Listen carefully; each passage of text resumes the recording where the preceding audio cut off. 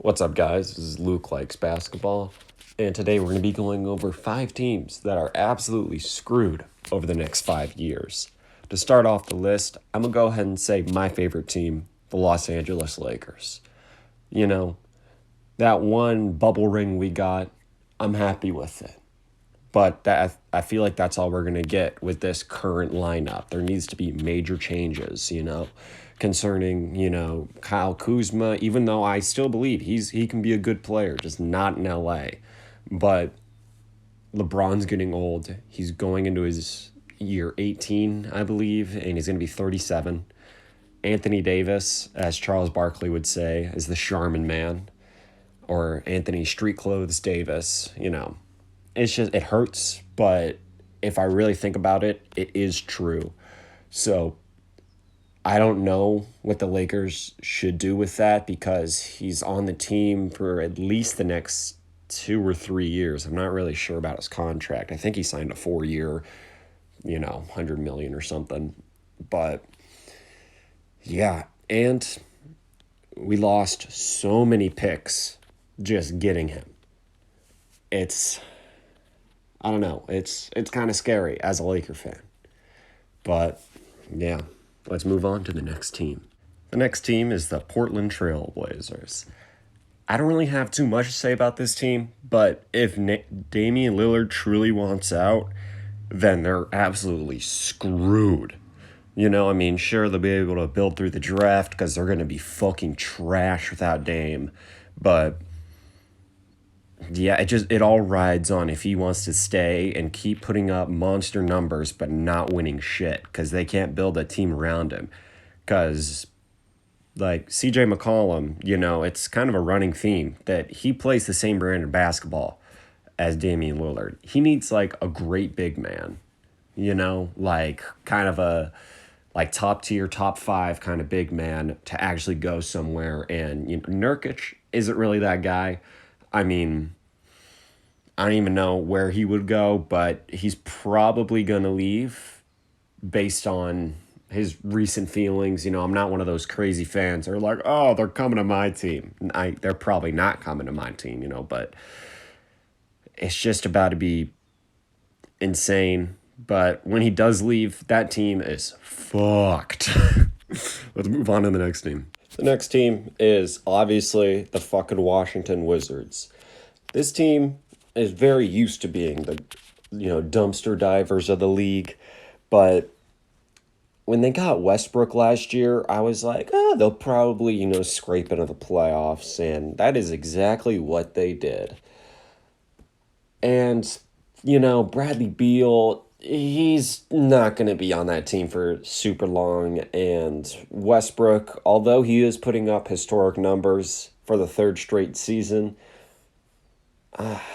I just can't see him doing that forever, especially if Bradley Beal ends up leaving. Then he's going to have to carry that trash-ass team, and he just won't be as young as he used to be. And it's just going to start taking a toll on his body, as most jumpers in the league, it happens to them, As you get older, you get less athletic, and he'll actually have to rely on his jump shot. And people call him Westbrook for a reason, But Bradley Beal, kind of similar to Damian Lillard, both superstar talents, unhappy with their teams.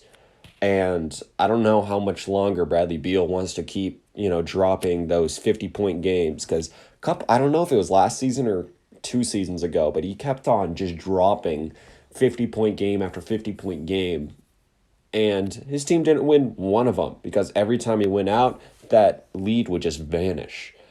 But yeah, but that's one thing that I hate about the NBA fan base is whenever it's like, particularly my favorite team's fan base, whenever a superstar does not like where they are, they're like, oh, bro, they're coming to the Lakers, bro. It's like, no, we already have 2 max contracts. Do you want us to give out, the bald eagle? Fuck no, baby. This next one brings a smile to my face, the Los Angeles Clippers.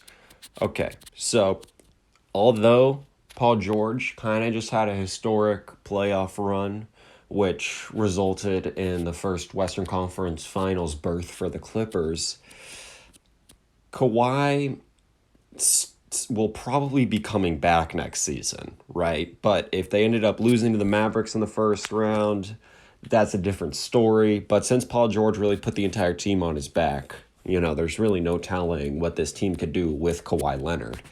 They'd probably be in the finals right now because they would have beaten the Suns if they had Kawhi.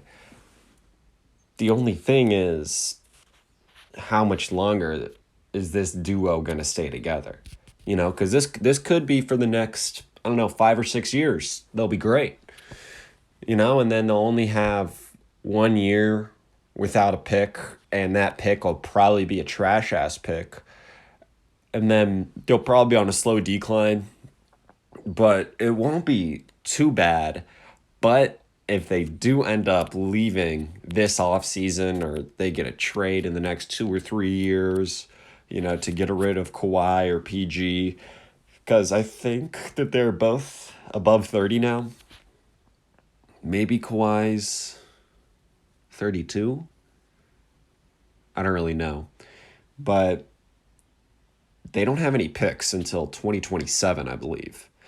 And that can really fuck with a team, because you really saw how bad the Nets were after they got fleeced by the Celtics. But I guess Nets got the last laugh, obviously, because they got the fucking superstar team now. But, they kind of lost. So there is no telling what the NBA will be in the next, 5 years. But I think the Clippers are going to be trash, along with the Lakers. All right, the final one is the Spurs. And in reality, the only reason I think the Spurs might start to fucking just suck is that if Greg Popovich retires, they're fucked. Because Greg Popovich has been the team. It doesn't really matter what players they put around him. He always finds a way to get into the playoffs. I know they missed it last year during the bubble, but they made it back this year, but they're on the slow decline. But Greg Popovich has always been like the best drafter over the past 20 years. He just finds the European gems. And I just feel like when Becky Hammon, her name is, the assistant coach for the Spurs, when she takes over, she's not going to be as good as Greg Popovich, because Greg Popovich is on the goated list, but I have confidence that Becky will be good, but it's going to take a little bit for her to get used to everything. But that huge ass contract that DeMar DeRozan has, they need to move that off of the fucking table there. And maybe in 5 years they could start really, if they do a solid rebuild over the next 5 years, they might be good. There's really no telling, because the last time I watched a Spurs game, Kawhi was on the team. I watched the playoffs this year. I watched every fucking game, and that Spurs team was just tough to watch, But that's the list. Let me know what you guys thought of this video. I don't know. Thanks, and see you guys later. Bye.